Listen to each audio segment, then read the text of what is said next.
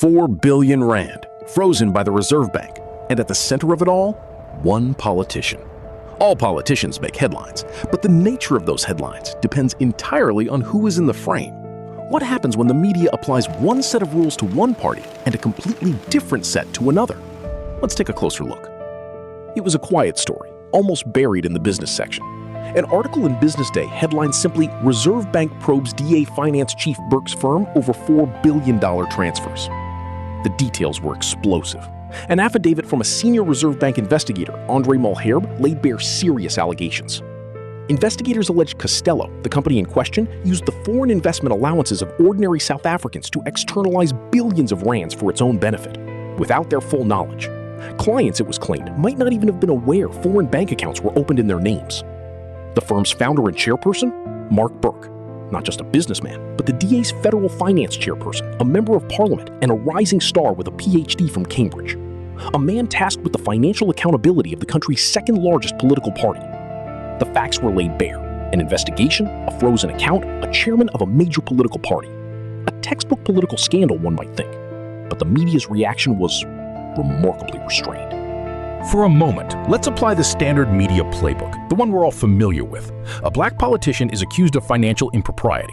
What happens? We see the front pages splashed with words like corruption, state capture, and cronyism.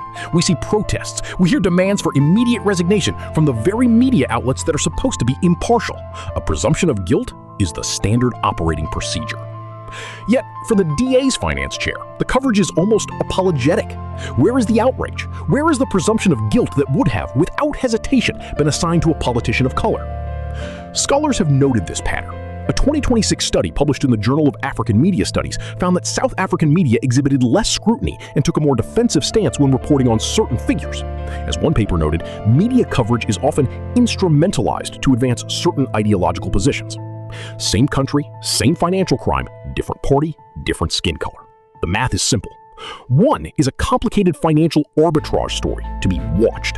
The other is a scandal, a crisis, and a threat to the republic itself.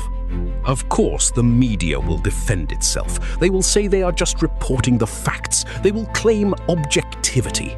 But objectivity is not just about what you report. It is about how you choose to frame it, the language you use, the context you provide, the outrage you fabricate or choose to suppress. The DA's response, given through Kastelo, was that their business model democratized arbitrage trading. It was a noble goal, they argued. They were just helping their clients. The article reports the denial without the visceral, condemnatory language that would have been the standard in any other case. The benefit of the doubt is a privilege, and it is not distributed equally. The SARB investigation is ongoing. The truth, whatever it is, will eventually come out. But one investigation is already over. An investigation into a media landscape that sees in black and white, where one politician is a crook and another is merely investigated, where an R4 billion scandal is just another story.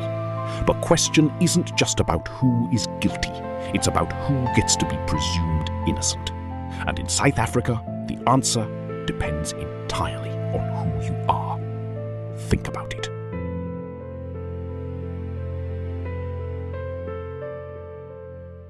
Wild. You see, had we been able to see this, There would have been outcry. Exactly, it would have made a much bigger difference. Right. And that's why I'm so shocked and worried about this decision.